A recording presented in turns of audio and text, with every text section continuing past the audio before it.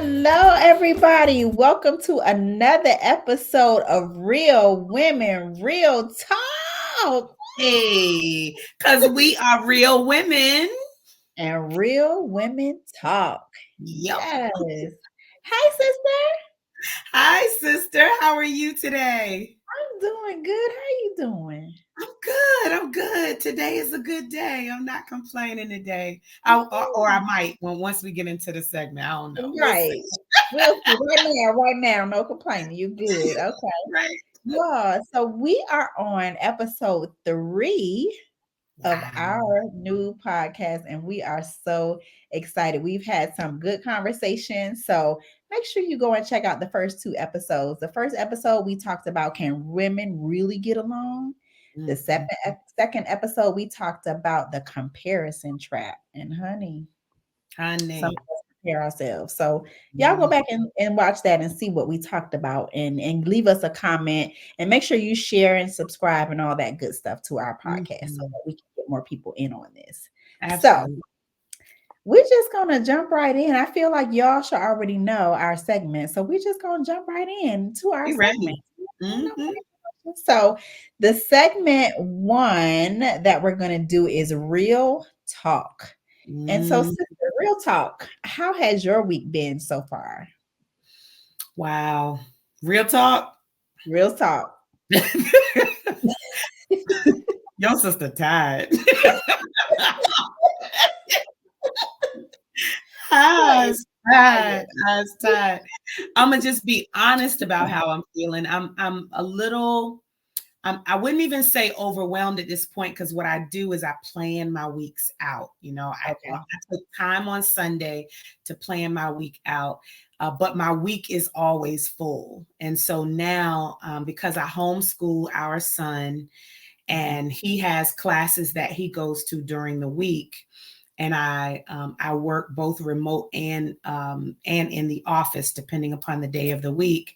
I'm just ripping and running. So it's been a real rip and run type of week, and it's left me needing a nap. If y'all listen to the episode 2, Shavon talks about needing naps these days, and so I find myself really craving some slow down time, and just doing my best to get it when I can. So that's real talk. That's how my week has been. How's yours? So, real talk, I took Monday off because I needed a mental health day, right? Just needed a break. And so Tuesday, work from home, but now we're back into the office. I think this might be the 3rd or 4th week we're back into the office for 2 days. Yeah. And I'm still adjusting, because I'm used to being at home all day, Right. working from home. And so it's such a new schedule. I got to get up earlier. I got to put on clothes, real clothes, not just my pajamas. Real clothes. Real clothes. Because some people say they get up and they take a shower and get dressed like they're going to work. I don't do that. I roll over and I don't know. Right. So I'm just still getting adjusted, because I go in Wednesdays and Thursdays during the week. So it's rough. Like, I don't have time to cook like I normally would and stuff like that. So my schedule is off. So I'm still getting adjusted. So that's how. Yeah. It's like we got to set up a routine that works around the work, instead of allowing work and life and stuff to control our week, and we just either end up not having any time for ourselves, or squeezing it into these little teeny pockets. Exactly. Really important to finish it out. Exactly. Okay, sister. So before we go into the next segment, real talk, I gotta ask you a question. Okay, no problem. Because nobody told me that it was gonna be like this. Oh my Lord. What's wrong, sister?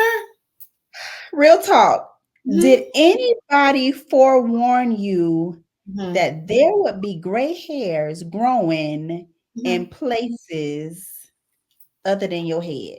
Listen, did anybody tell you that? Ain't nobody tell me that. Oh, Ain't nobody tell me. Hold on, hold on. I wasn't ready for exactly how you did. So hold on. So, okay, that's your question. Okay, that's your that's question. the I'll be question. honest with Yeah. you. You must be having a moment over there, and I get it. I don't believe anybody told me. Can I tell you how I think I figured it out? Yeah. Oh, this is real talk. This is real talk. This is real talk. I think I figured it out because I've been married to my husband for 24 years. And Okay. I think he ended up telling me, you know, you got a little I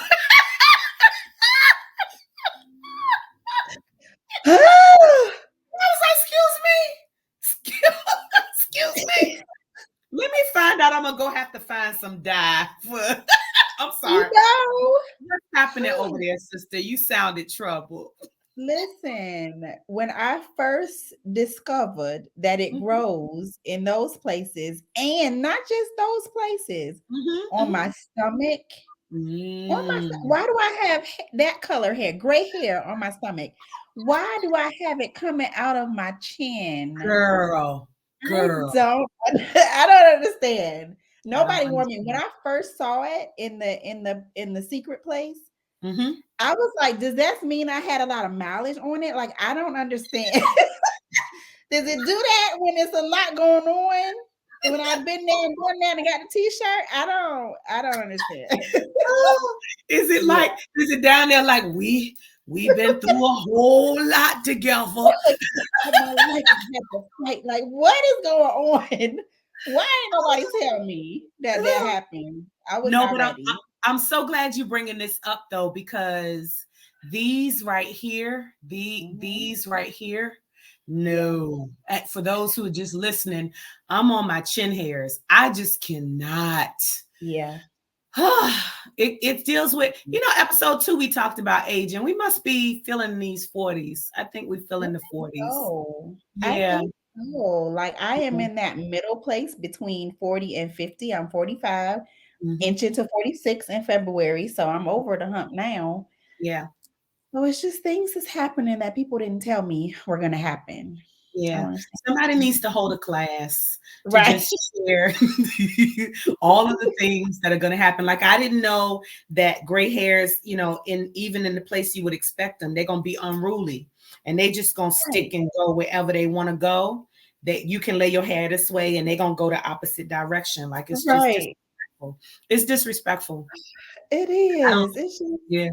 Somebody should have okay. told us. Somebody should have told us. So I just wanted to know. I just needed to get that out. And if you are like me and you had that same question, listen, put it in the chat because we want to hear about it. But I Please just talk need to us. Tell us we're not by ourselves. to. All right. So sister, you ready to deep dive? I'm ready to deep dive. I think I am. I think I Okay. am. Okay. All right, y'all. So we about to deep dive into this next segment. So I want to talk about the victim mentality. Ooh, we are The going there. victim mentality. Mm, And the mm, question is, was there a time in your life when you really held on to the victim mentality, like for an extended period of time? And if so, what made you hold on to it? whew, girl, girl. Mhm. So, real talk, deep dive. Uh-huh. Real talk. Um, so I'm a singer, Okay. and I have been singing all my life. And I mean, kindergarten choir. I grew up watching my mama sing, singing with my mama.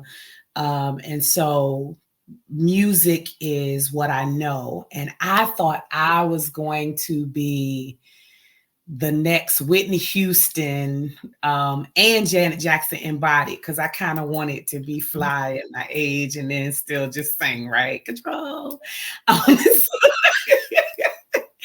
But as I moved and really just, you know what it was? It was education. A lot of people in my family expected after high school, you go straight to undergrad, and after undergrad, you don't stop there. You move beyond that. You get your master's, and so many people in my family have gotten their doctorates that it was like, you can keep going, smart girl. Let's just keep doing it. And that prioritizing school really put other things on the back burner, including, pursuing music in the ways that people do when they want to be out there.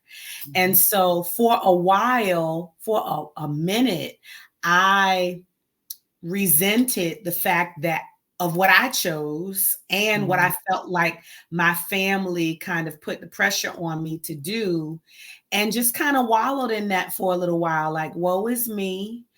I could have been doing this, or I could have been doing that. I could have been traveling the world, background vocals for this person or that person, until I hit my own, stride in a career.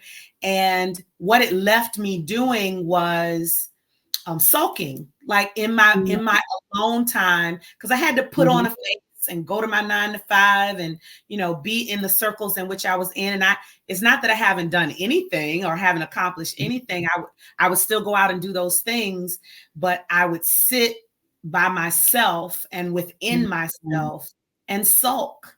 And so for me, that was how it was expressed. And before Real Women, to be very honest with you, I didn't express those things much at all.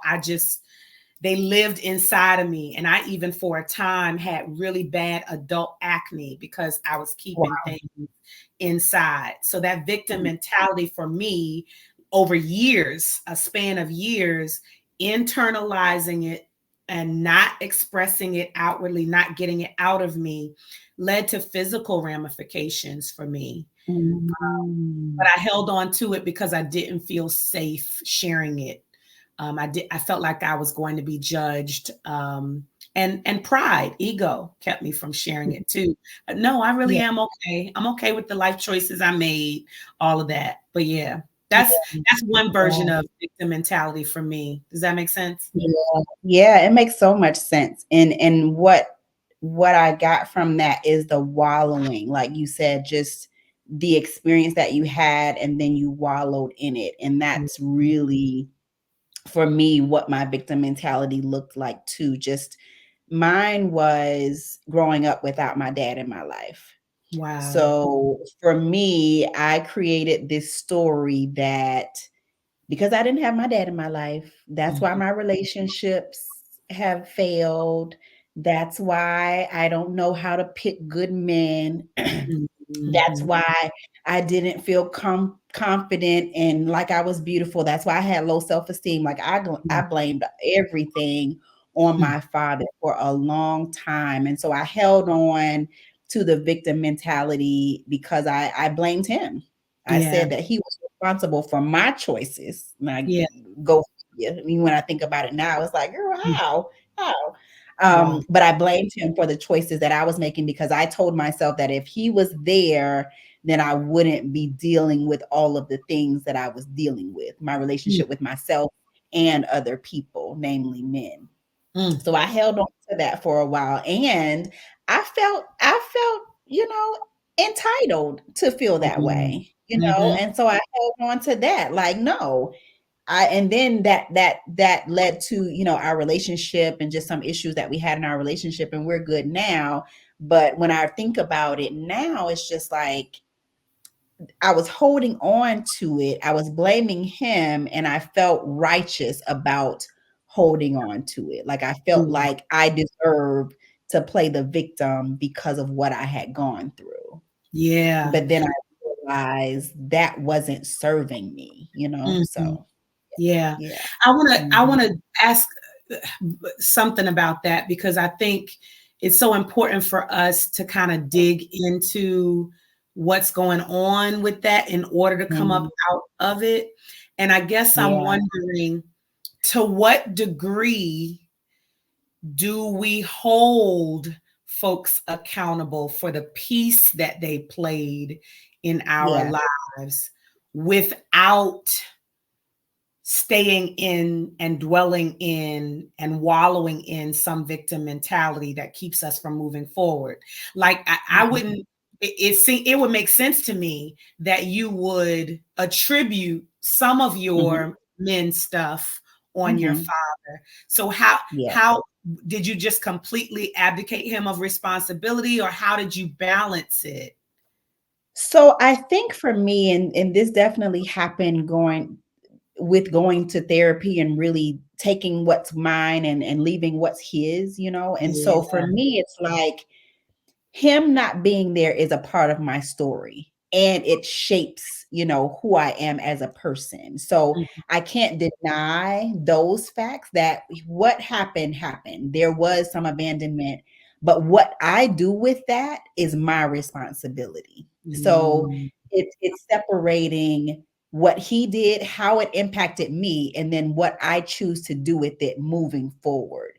And yeah. that's where I realized that I needed to take ownership of the choices I made after what happened, after he, you know, wasn't there. What did Right. I do with that? So That's that's putting your my stuff. That's putting Yeah. your big girl draws on, child. That's some mature Yeah. stuff right there. Absolutely. Yeah. So what you made me think about was empathy, right? Because Mhm. Yeah. there's a level of empathy that we grow to have. It doesn't. I don't think it Mhm. happens automatically, but It does not.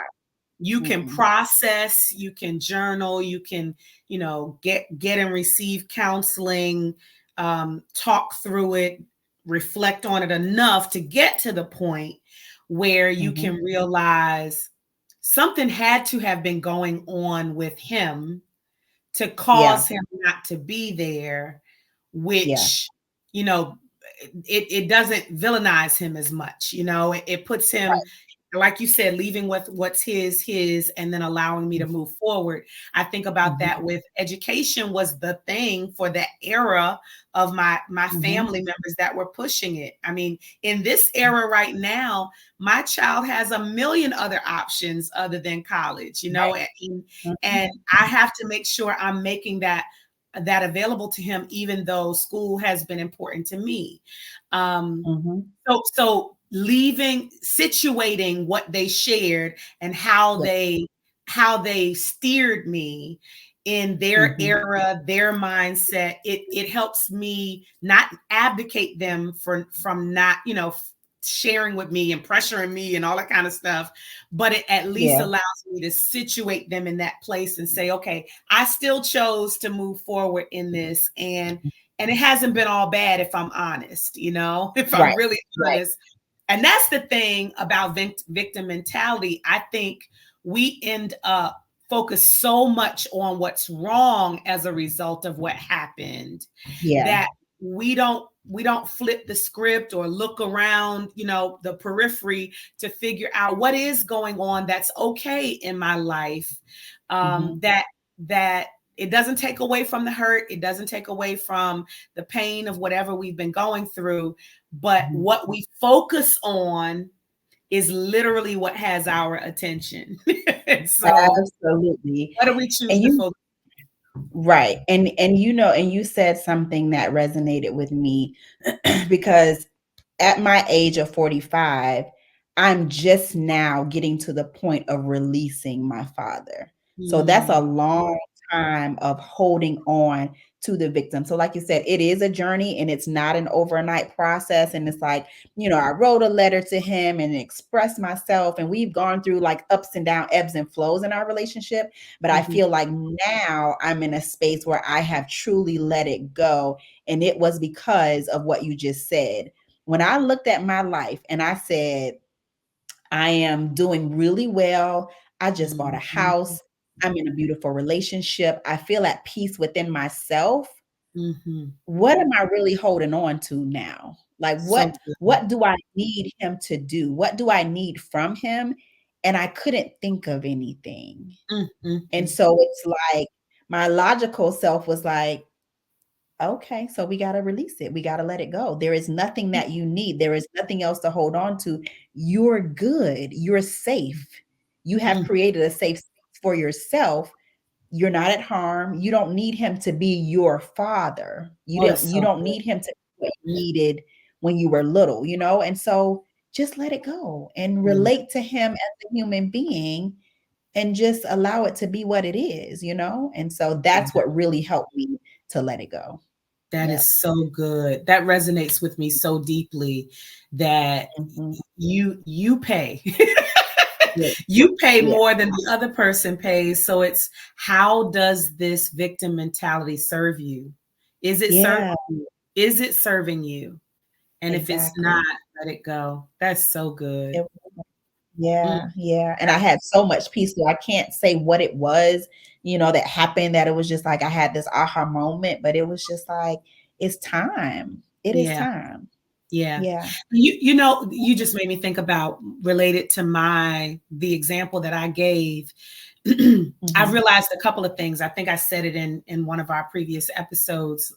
There's certain things about what I wanted out of a singing career, fame, for example, mhm, that mhm, becomes a prison for some people, that they are not mm, able to live and move and relate to people in very natural ways, because, and I'm not taking anything away, I love the idea of being influential enough yeah, to impact mhm, lives positively. I still want that, but yeah, the idea of fame connected to what I envisioned in a Whitney Houston career or a Janet yeah, Jackson career, I mhm, don't need that. I can look back now and say my life is full because I have mm, family, I have friends who enrich it. And at the end of the yeah, day, how much joy do I have in my life? How much, how well provided for am I? And if I mhm, can look positively on those things, then there are certain things about the life that I envision from that, what I mhm, think I lost, that yeah, I yeah, really didn't lose. And so that's yeah, another way to release it. Like, you're okay. mhm. You're okay. I'm okay. Absolutely. Yeah. Absolutely. Yeah. So if you are out there and you are holding on to what someone has done to you and you feel like you can't let it go, one, get the support that you need. Like for me, Mhm. I've been in therapy for a long time. So Mm. that was the space that I went to heal. But go to a place or sit with someone where you can really process and get your feelings out and understand that it may not be a one and done. You Mhm. do it one time and then it's like, okay, I'm done and I'm over it, because it takes time for you to evolve and really understand that it's okay. Like for me, I told you 45, that's when I finally let it go. So it may take some time for you, but do the work, because on the other side of it, like Trenace is saying, if you focus on where you are, how your life turned out, what you've gained, the lessons you've learned, there's so many things that you can look at and see like, okay, I didn't want to go through all of that, but let Yeah. me focus on the now. Let me focus on what do I want to do with everything that I've gone through. Yeah. And That's that is what it really help. That's so good. I don't have anything to add or take away from that. Those are some good nuggets for that one. That was a good deep dive, sister. That was a good one. That was a good one. Mhm. Deep dive. Mhm. Okay. So now let's move on to our next segment. Put yourself in her shoes. This is fun for And me. I like these. so in this segment, we have a scenario this time. So usually it's maybe a trending topic or scenario or whatever. And this is an opportunity, if you're watching and you want us to put ourselves in your shoes and you want to write into us, we can use your scenario in this segment. So just a little Mhm. plug for you to share your stories with us. So in this scenario, Tasha and Jeff met in college and they have been married for about 8 years. Okay. Now, after they graduated, Jeff supported Tasha until she got a job and she got on her feet, right? Okay. Mhm. Now that Tasha has her good job and she's making some good money, Jeff wants to quit his job to pursue his music career. Mm. Mm. Now, Uh-oh. Tasha says his music isn't good. Oh. And she thinks, Tasha said what he needs to do is keep his job and choose music as a hobby. So you were just talking about music, Trenace. She Mm-hmm. wants to know, how does she communicate that to her husband? Mm. How does she tell him how she really feels about all of it? That his music isn't good and he need to keep his good job. Put yourself It's good. in It's the good government job. Lord have mercy. I'm sitting Jeff. Lord, y'all done got into it. So I would love to know how some of y'all out there would handle this. Please send shoes. in what you would do.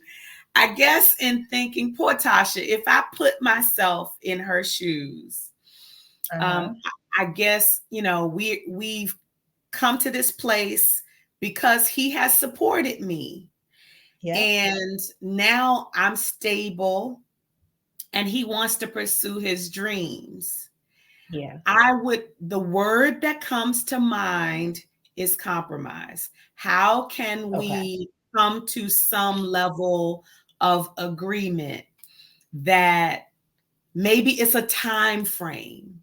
I'm thinking maybe I Mm. say, let's give it a year and see what traction you can get with your career in a year. And what I'm thinking to myself is self. My baby Jeff, he not gonna be able to pull nothing off in a year. Ain't nobody gonna want to listen to this.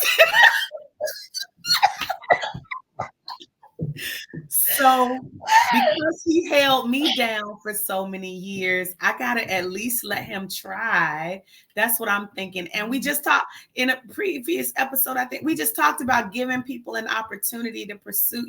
I really just think Yeah. she should find a way to compromise with him and not just go all the way to a hobby. Like he got to do it like he Yeah. gardening or something. Bless his heart.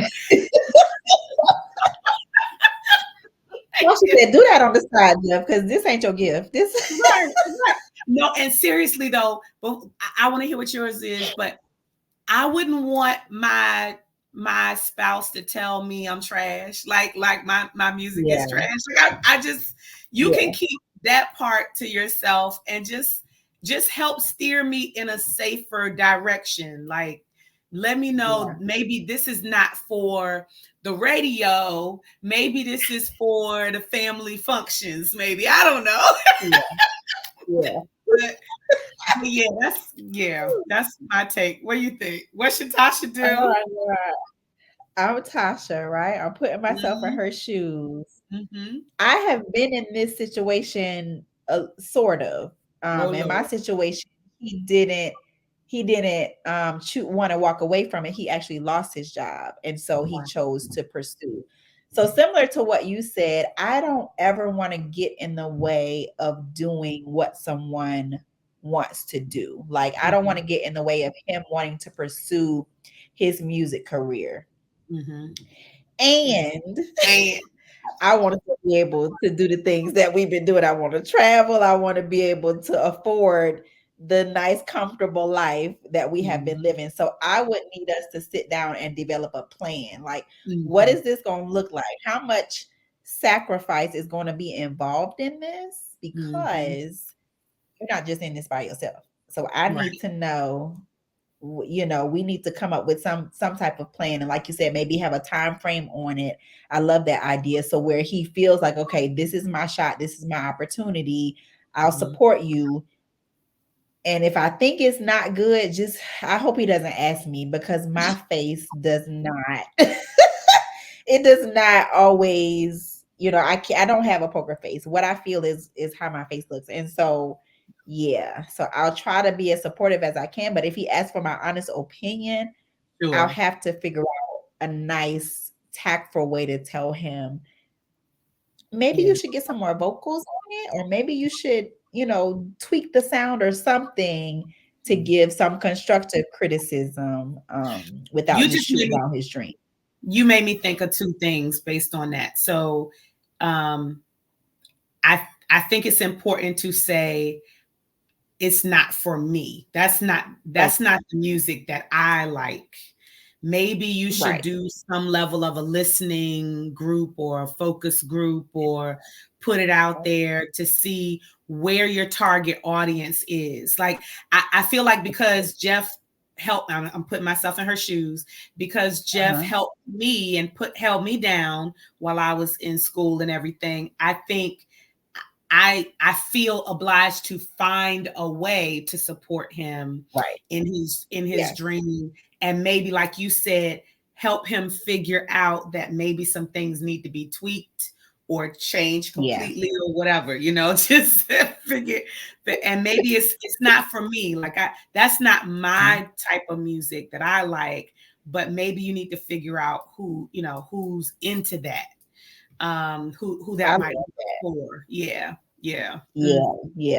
Find your tribe, find your audience, find the people who just love this type of music and get their input and see what they say. Because, like you Mhm. said, that's yeah, it's not my jam. Yeah. Yeah.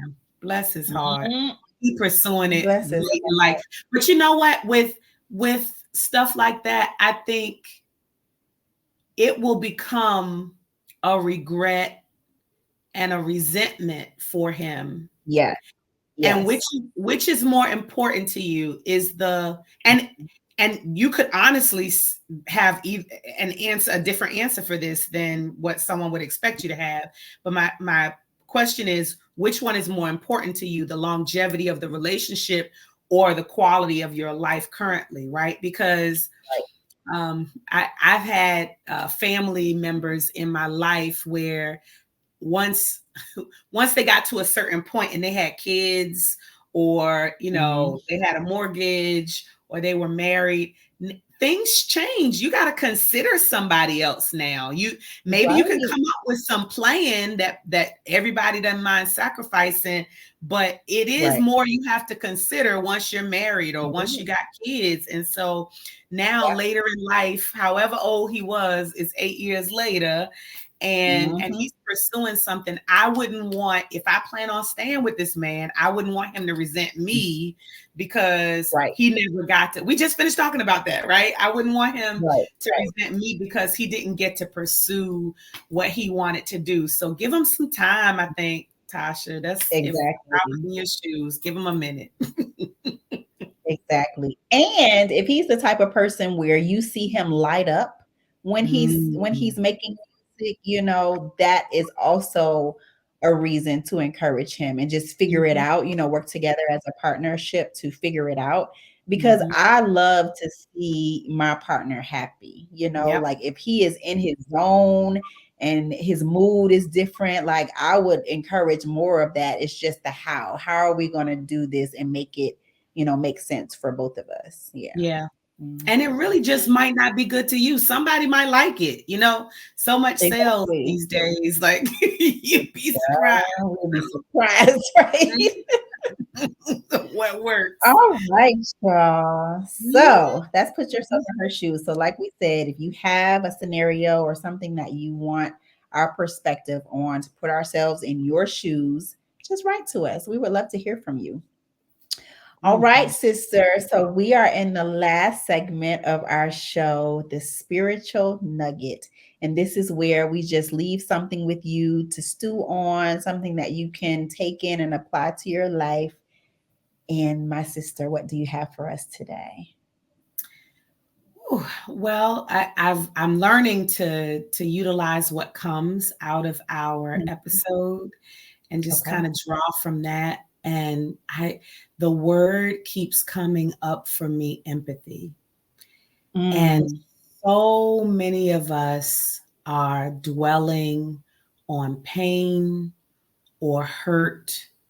We're stuck in resentment or Mm. bitterness because of what someone did or said, and it is costing us our peace. Mm. When all it takes, and it is as simple as it is difficult, at the very same time, it is as simple as it is difficult to look over into that person's life or that situation and see that they had something going on that Mm. caused them to behave the way that they did. It literally is our last segment, putting ourselves in someone else's shoes. I didn't get to say this during our victim mentality scenario, but you mentioned your father, and it has been so healing for me to put myself in my father's shoes and to realize that he went through abuse. And as a result, he knew nothing else when it came to his family. And so, as a result of empathy, I am able to heal. Yeah. And so, healing is for me. And as a result of extending grace and empathy to others, I get to heal. And that healing overflows my cup. Yeah. And healing is then, it's like tendrils that Yeah. that reach beyond me into the lives of those around me, because as I am healing, it really does heal my environment. It heals the space that I live in and I dwell in, and people who are connected to me benefit from that. So empathy is directly connected to my healing. That's